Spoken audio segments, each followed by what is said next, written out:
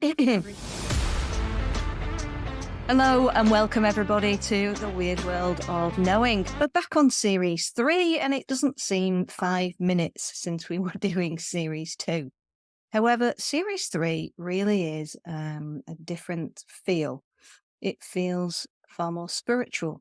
So for those of you who are on the science journey, yes, there's going to be science and we are going to be talking about consciousness and how all that fits in with science. But we're shifting a little bit because that weird world of knowing has actually already shifted. The weird is actually becoming more normal. It is more of the norm, especially in my life and people who I'm working with. Weird is the norm.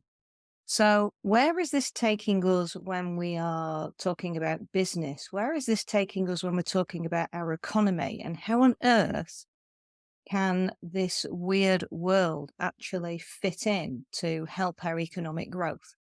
So I've got a fantastic guest today, and I'm really excited to bring Amanda Green in because not only is she transformational coaching, but she's doing this from a business perspective, which we've just been having a really brief chat about. But I'm going to let Amanda come in now. Hi, Amanda. How are you? Hello, I'm very well, thank you. I'm very happy to be here on your awesome podcast, Rachel, which I've been listening to and enjoying a lot. Oh, fantastic. Well, I'm glad you've been enjoying it because I absolutely love spending this time with my guests. It feels a real privilege for me to be able to have this good hour with everyone. Because you always gain something from just having these general conversations, which are for the wider audience. But for me, for me, and hopefully yourself as well, there's always some sort of gain there for each other as well. So, Amanda, introduce yourself and tell us how on earth are you integrating this weird world of spirituality into the business world? That is such a good question. To be honest, Rachel, it was one I didn't have the answer to for some time. So I've been on this crazy, intense, transformational journey, which has probably been about 6 years in total, or my entire life, depending on how you look at it. And it got quite intense in the last 2 years to the point where I was having so many spiritual and psychic experiences that I really didn't know where this was all going, because I do come from a business background, 20 odd years in sales, business development and business growth in, corporate, in education and self-employed. So for quite some time, had these two camps. Mm-hmm. And in the middle of all this happening, I didn't really know which one I fit in. Was it spiritual? Was it the business? How does that work? And I felt quite fractious, that's the word, internally. So then I realized as things culminated, it was like putting pieces of a jigsaw together. There's no mistake to wherever we are. I am meant to combine these two entities and bring them together, because I am in the business world and I am also now spiritually attuned, or whatever you want to call it. But I was a skeptic. So it's been a rough crossing, so to speak, because I was very business oriented. I was very left brain orientated, and I had no interest in spirituality. I cringe now at the way that I viewed it, because I was ignorant. I was totally ignorant. I didn't know anything about it. I much preferred the psychology, although it's all interconnected. So yes, the original question was, how am I bringing those bits together? And part of the answer there is that it's me, and whatever we are is what we bring to the table. I'm bringing it because it has shown me, the experiences I've had have shown me how important spiritual intelligence is to our health. It's a critical factor in living a vibrant life, and it's a critical factor in understanding who we really are. And if you were a leader in an organization or somebody of influence, unless you understand why you are the way you are and what you're projecting outwards, you could be influencing people in a less than positive way, for example, or you could be holding yourself back with certain complexes and patterns, like the people pleaser, the bully, take your pick. Yeah. So, and I also think that there's 4 parts of health: physical and mental, which we know a great deal about now. Still many problems. Yeah. emotional health and spiritual health, which are the lesser explored, lesser understood, and they're the missing links. They underpin all physical and mental health. Mm. So that is my mission, to make people and workplaces healthier by working from the inside out. Oh, I love that. Absolutely love that. So let's backtrack a little bit, if that's okay, and go back to your corporate side when you were in the corporate world. What were you doing there? How you sort of, grew up in that world and what you learned. And then what weird things started to put you on the spiritual path? Yeah, gosh, it's such a big story. I absolutely know it will be a book one day. Because there's so many parts to it. But yeah, I did quite a lot of work in B2B sales, Mm. also in direct sales. So I had two fairly contrasting experiences of a very male dominated Yeah. environment that was, I mean, B2B sales in certain industries is pretty Pretty it's a tough hardcore, place isn't it? Yeah. I'd say, and I was very successful in it as well. Yeah. Also, I also succumbed to the patterns, the toxic patterns that run through much of that lifestyle, which is addictions and being highly competitive. Mhm. Some of the things that by nature are not healthy for us, but Mm. in those environments, it's really easy to become part of the problem. Yeah. So how did As you know that that had become a problem? well, I suppose. I mean, there's many answers I have to all this stuff, but if I take it right back, I would say that the journey stemmed from despite having material success and Mm. despite doing extremely well in certain environments, um, I had this feeling deep down inside of insecurity, Mm. which nobody really would have described me as. People Mm. always thought I was very confident. And in many areas I was, because once we have experience of something and we get results, it does bring more confidence typically. And I couldn't work out what was wrong with me. Yeah. In Yeah. inverted commas.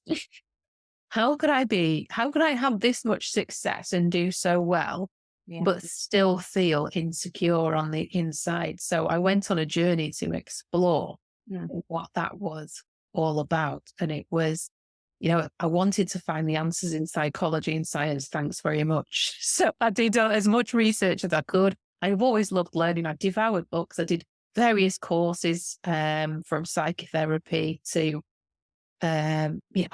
whatever else. And then it led, and the brain, I studied the brain. I wanted to know, how does subconscious work? How does the unconscious work? How does it all fit together?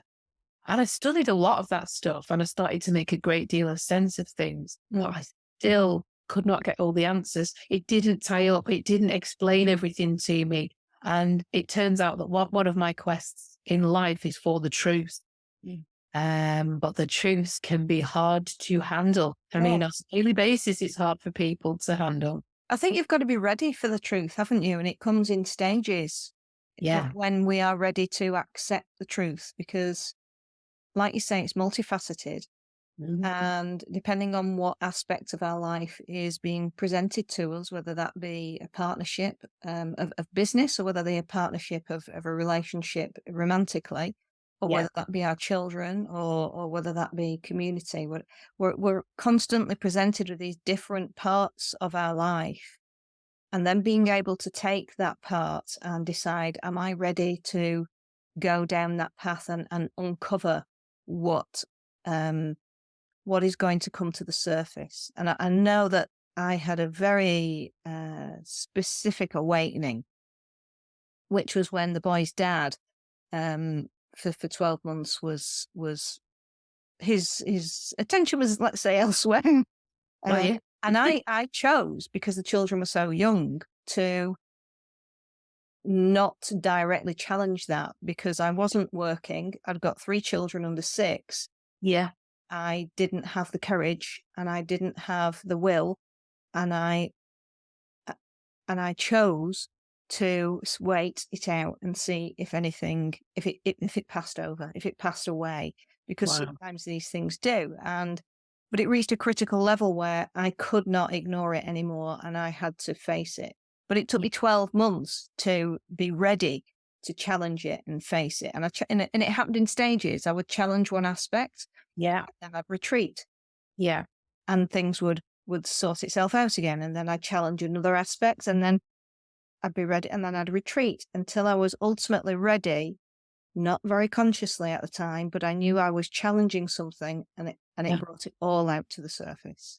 But that's a very respectful way that you manage that process, because you have to go with your energy. If everything that's happened to me in the last 2 years or the 6 years, I mean, the 2 years were intense anyway, in a short space of time, I wouldn't have been able to cope. It would have Well, I'm not been, saying I coped. It's my will. well, I mean, like, I would have been rocking in a corner. There were times I didn't cope and I had to go through some really hard depressive episodes, which I view very differently to how depression is portrayed clinically, let's say, or, in the mainstream.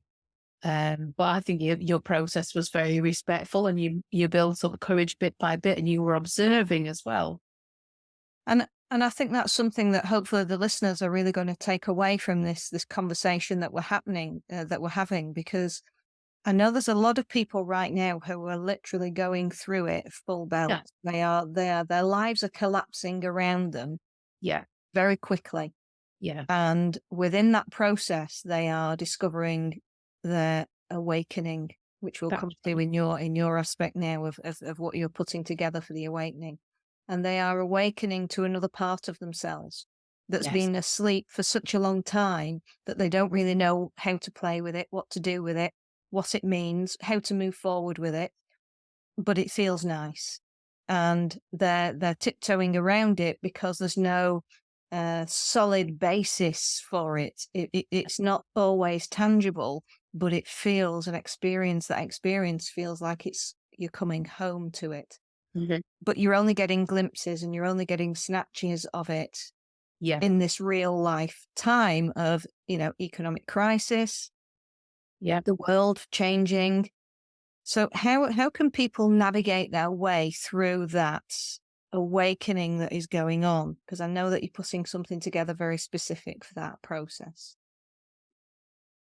Yeah. So a personal awakening, which is going to happen when your psyche is ready for it, and your soul, let's say, understands the timing of that. The human part, maybe not so much. But Yes.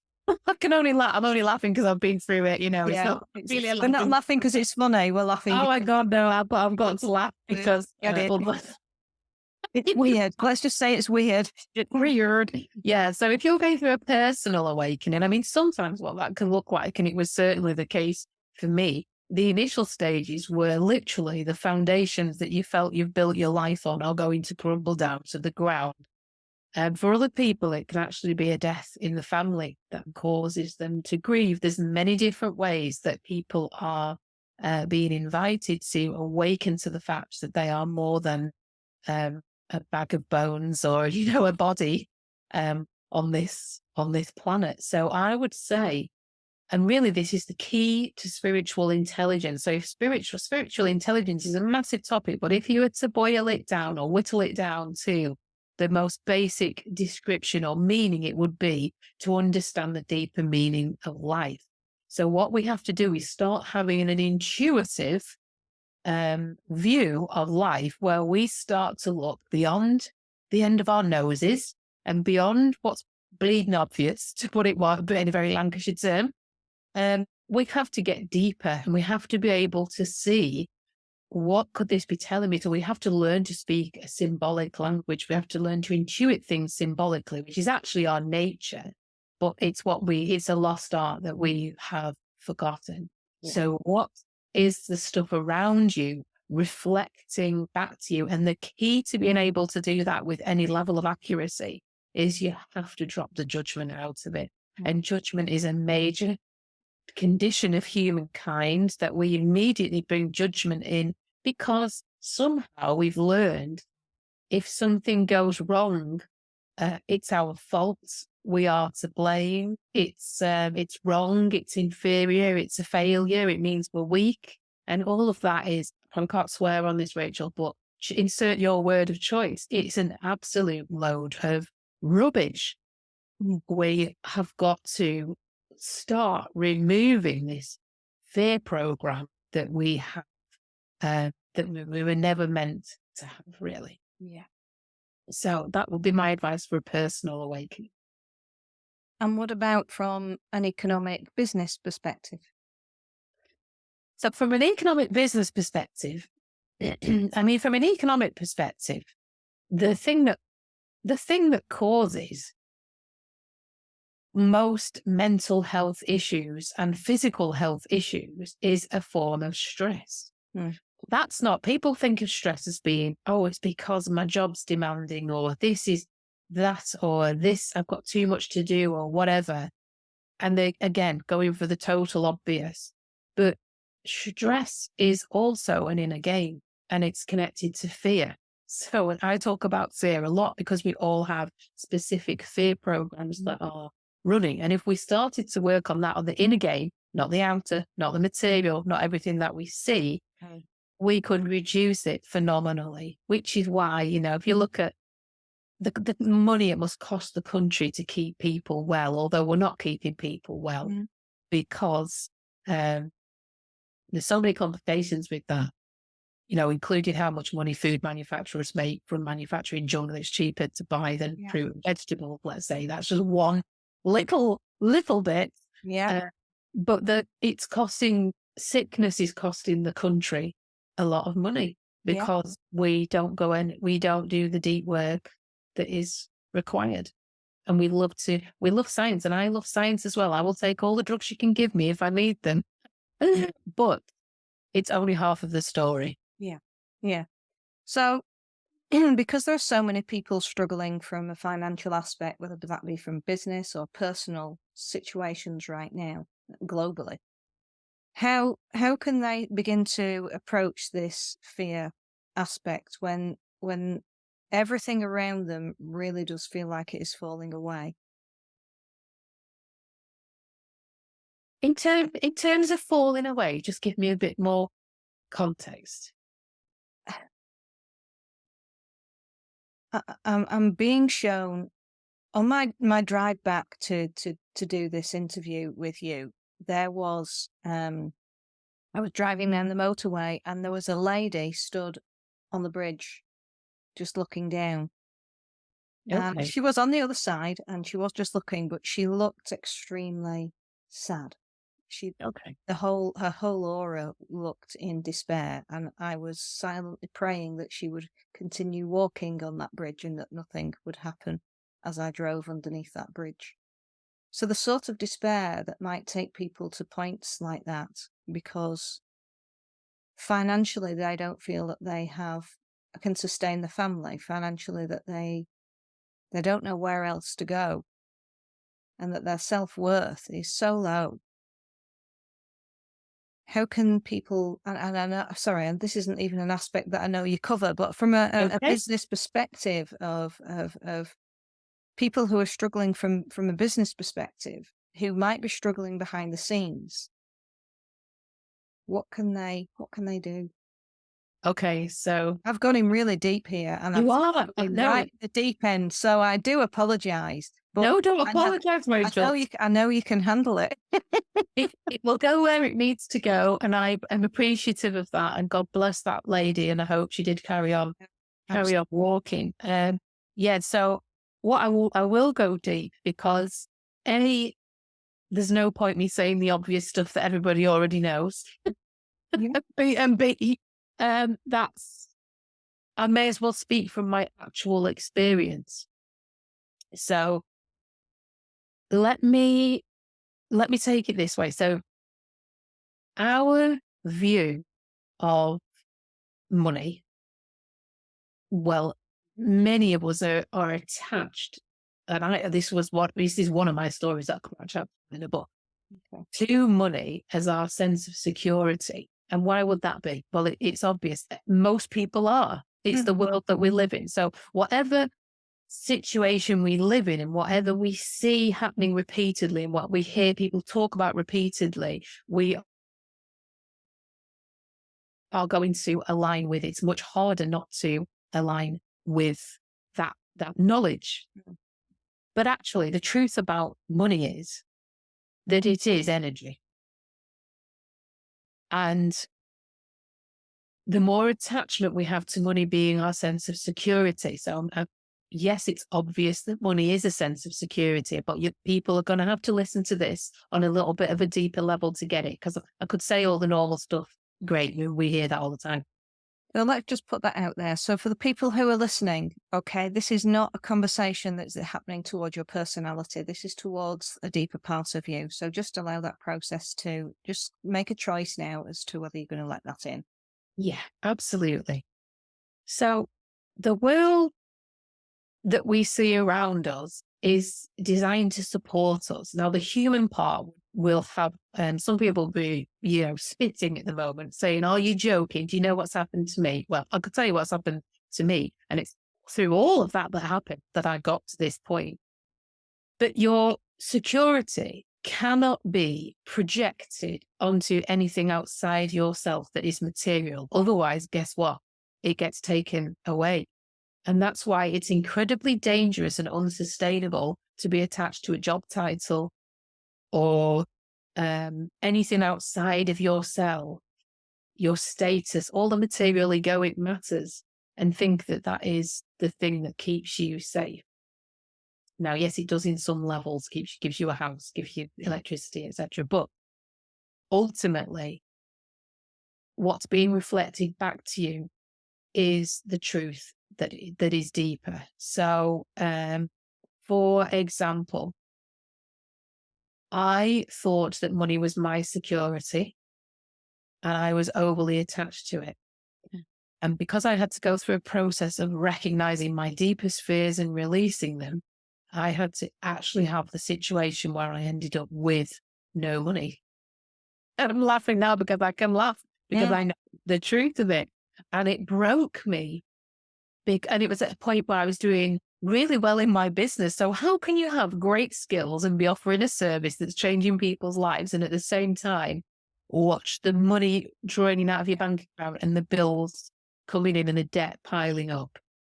And the truth of that Very, is, very common. I think it's very, very common. yeah. And the truth is, sometimes the only way you can break through a fear, if it's that deeply ingrained, is to actually have it happen. And that happens to a lot of people, be it in relationships with, things like you were talking about earlier, etc. Now, it's not because it's not a punishment. It's not because you've done something wrong. It's actually the universe trying to help you. Because I'll tell you what I have now that I have never had is no fear about that.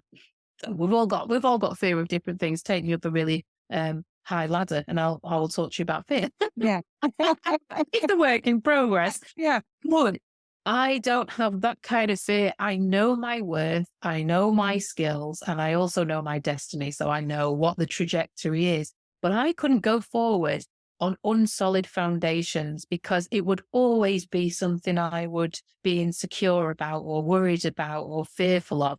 And my path is one of love and abundance now. And I've understood the true meaning of abundance. And I knew that was just one of my life lessons in this incarnation. So if people could try and see what the beautiful message is in it, and I know that's really hard. And I can tell you, I had meltdowns, tears. I had to go through a dark night, which is my version of what you might call depression, where I had to let go of all of that I'd built up as being important and being overly attached to. And it took having it ripped away from me to get to that point. But it's the best thing that ever happened to me. Can we talk about what letting go looks like, feels like? Because we hear this word, don't we? These words. It's just let it go. But actually, letting go is pretty messy. Oh, yeah. It's not, we can listen to Frozen and go, let it go, and we can sing it out and it sounds lovely. But actually, the reality of letting go is messy. It might be snotty. It might be teary. It might make you feel nauseous. You might actually be physically ill through that process because Yeah. things are shifting literally through your body mass. Yeah. And I think it's really important that people realize we have to take our body with us on this journey. We can't just do it from a mental or emotional aspect of, yes, I know this and I've read it in a book, and this is now the process that I've got to go through, or I've listened to Amanda and I know that this is what she's telling me. And because that physical experience, that emotional experience has a real impact on you that is going to be different for every single person. Mhm. How do you support people through that process? Of letting go. Yeah, it's a big one. You can say it, just let it go. And, you might be having a chat with a friend and they say, let it go. And you think, yeah, brilliant. I've done it now. And then something else comes in later on and we think, oh, maybe I haven't let it go. I mean, if you know you haven't let it go, that's awareness. That's absolutely brilliant. Some people, when they How have might to, people know that they've not let it go? Can you give an example of that? yeah, because there'll be a pain point What does and that it, mean? and it will be shrouded in fear. So it will be an emotional trigger. So what does that mean? So feel, you'll feel a reaction in your body. Like what? Because let me explain it this way. Yeah. People I'm think that, into the real nitty-gritty here. oh, I love it. And you'll absolutely love it. So people think that, and rightly so, it's what we've been taught. It's what I used to think. I don't anymore. I know very differently.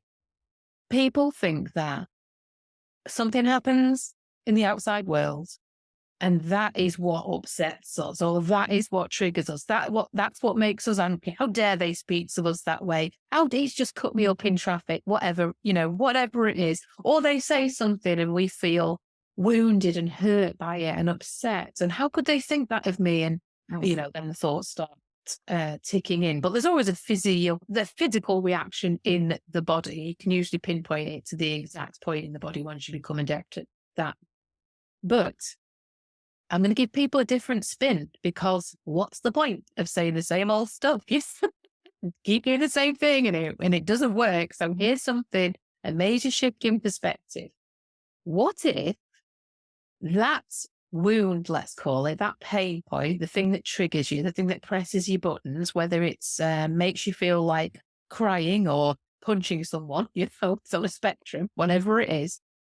What if that already existed within you and the universe was providing someone to poke it so that you could recognize you have some inner healing work to do? So what if you don't blame, because blame makes you a victim? What if you don't blame other people for scenarios? You actually took responsibility and said, this is something that exists within me. What can I do? How can I explore that and heal it? Now that to me feels really beautiful, because taking that responsibility and taking back, this is what I suppose control really, really does mean. It's not necessarily a matter of controlling and stopping things. No, It's a matter of responsibility, that's the word. controlling and actually embodying those things. And Mhm. when we switch that control from stop, I am not doing this, and we actually go, okay, I'm going to actually bring that right into my body to see what that feels like, tastes like, smells like, and it really might be the most disgusting stench. Absolutely. Do not be disappointed here. Absolute disgusting stench of your own stuff. Yeah. And it's horrible because you know it. But when you start to own that disgusting stench of your own stuff, that's where the transformation starts, isn't it? Yes, that's where you can actually heal. And that is what will change your life. Powerful. Really, really powerful. But it's not easy. And I think that's where the safety aspect now of why do people like you and I, why are we on this journey? And it's basically to help people through the safety of working through that. Because when you're on your own working through that, whether it's from your business, your economic point of view, your personal life, to do it on your own is really, really difficult because we get so terrified of our own emotions and a physical state and things that are coming up. We genuinely don't know what to do with it, how to handle it, unless we are very experienced at it. And even then, we still need someone to be with us and guide us and support us. Always need that next step of someone to hold our hand through the process, no matter Mm. what stage we are at. And I think that's really important for people to realize that no matter how much you might think you can do this on your own, we're not meant to.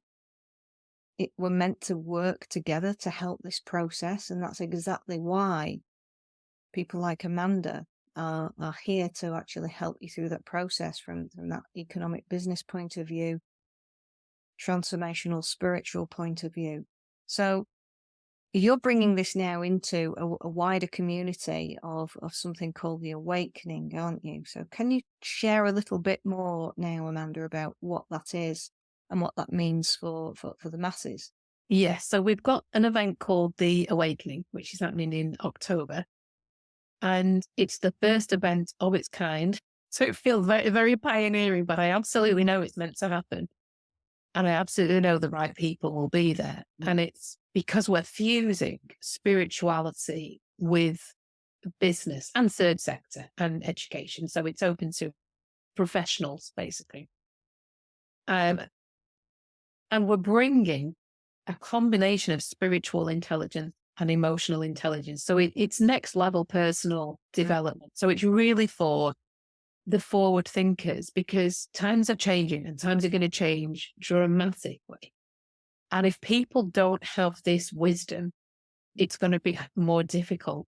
You know, in a world where AI is becoming rapidly developed, and I'm a big fan of technology at the same time, but to support that, we need even more of a human connection. We need even more of the emotional intelligence that will never be reached in the same way by technology or replaced. So, yeah, it's a real insight educational piece for people. It's going to be very uplifting and empowering, and I believe it will touch people to the core. Um, and it's much needed. So it's going to help people with their own leadership, looking at it from a spiritual and emotional space, and also how they support people in their teams as well, how they work together, how to get conversations, better conversations with people using this kind of information. How can we align the deeper meaning, such as purpose and values, with profitability?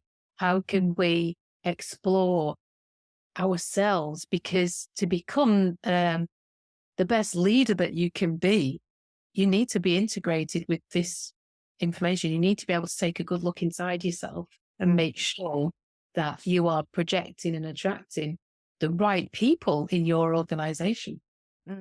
Beautiful. Sounds absolutely glorious. So it's called The Awakening. And where is it?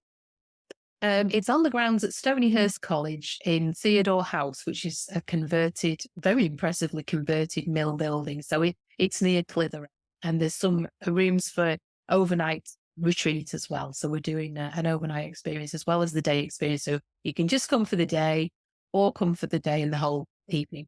Beautiful. And Stonyhurst really is a very impressive place, very impressive. So Yeah. just walking around the grounds and enjoying that whole natural space is a very healing process in itself, but put towards the immersive leadership, spiritual leadership skills that you're going to be implementing in that day. It's going to be a wow, powerful Yeah. day.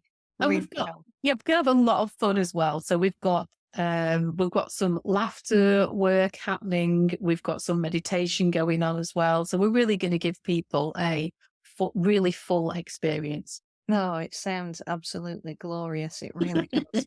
Amanda, before you go, and thank you so much for spending this time with us. It's been very, very deep, very informative, probably much deeper than you anticipated. But that's really what the weird world is about. It's about Yeah. the weird with a Y is all about us taking charge of our own fate, taking charge of our own destiny. So this is very much what these conversations are about. What would you like to leave us with? Do you know, I would like to say I talk a lot about fear because I think it's the key to Mm, unlocking who we really are. mm, And fear exists on many levels, from the obvious to the not so obvious. And just going back to we'll take money as that example. One of the dominant fears is lack, and lack mentality is far more prevalent than people like to think it is. People think, oh, yeah, I don't have a lack mindset. And then they will talk about how they don't have enough time. So it runs much deeper than people think. Whenever we talk about not having enough of anything, it is a little hint to say there's something inside where we don't feel good enough. And that's the thing that I think would change the world if we healed that and people knew who they really were. So I would leave a note that says to work through your fear is your karma. It's not about punishment. It's literally the law of cause and effect. And it's what people came here to do. And I could talk more at another time about where we have come from and all those experiences, which I have had lots of experience in.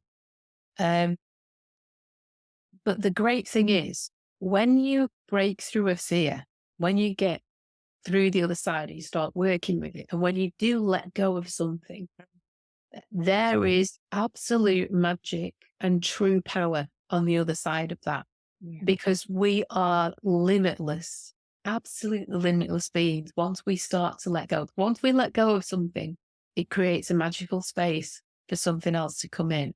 And I have firsthand experience of seeing how powerful people are and what gifts they actually have that they haven't yet uncovered when they let go of the over busyness, overwhelm of day to day stuff and start accessing intuition, which has a hard time getting through the busy minds, why so many people struggle with meditation and the like. Yeah. There is so much wisdom and so much power from an internal perspective to get through. It is enlightening and Mm. it's exciting. People have no idea of their potential. No, I agree. They don't. They don't. And it is really extremely exciting of what people, children, young people are capable of doing. And the more I know that I am now working with the younger generations again, as well as beautiful people of our age, the absolute joy of working with them and what they're able to do and bring to the table is absolutely blowing my mind. Yeah. So let's just leave it with the fact that, if you can overcome your fear, and we all need help with that, and that's exactly why coaches and therapists are out there. It's for to help people. That might be your parents, they might be your coach and your therapist. Whoever is giving you that guidance through life to actually help you through and make you feel safer right now. Use them and trust them. But ultimately dig deep enough so that you learn to trust yourself more. Because Yes. that's where the true gem of life is. It's not for you to trust anybody else, because they're on their own unique journey. They're on their own knowing of what this actually means for their soul path. And yours is going to be slightly different. So you can only trust other people so far. The work still has to be done, and you taking that responsibility, as Amanda says, in you working on yourself and what that feels like, smells like, you know, how it's expressed in every single cell of your body, of what that means for you. And it's going to be totally unique. And trust me, as Amanda says, it is going to be within that aspect of yourself that you don't want to look at. That most fearful part of yourself that you put to one side, you don't want to look at. It's really a nightmare. That's where that hidden gem is going to be. Yeah. And when you do that work, you're actively opening the heart. That's most of our problems, is that the heart has been closed down or shut down in some Powerful. ways, not every way, Yeah. but people will be surprised. Powerful, really powerful, this chat, Amanda. I can't thank you enough. I've loved every single second, and I'm sure there's Oh, going to be bye. quite a few questions that come in from this. So please do pop your questions in, everybody, and I can pass them through to Amanda, and I Mm. know that she'll come back and answer them. And I've put all the details about Stonyhurst and the Awakening down in the comments below. And there's going to be more events coming up with Amanda. So do follow her on social media. Again, those links will be in there. But Amanda, just tell us quickly, where can people find you? Oh, thank you for all that, Rachel. I really appreciate it. Basically, Amanda Green Coaching. If you look me up in my website, Instagram, Facebook, LinkedIn, that's where I am. Super. That's wonderful. Amanda, thank you very much indeed. And we'll see you all soon. Take Thank care. you very much. Bye bye.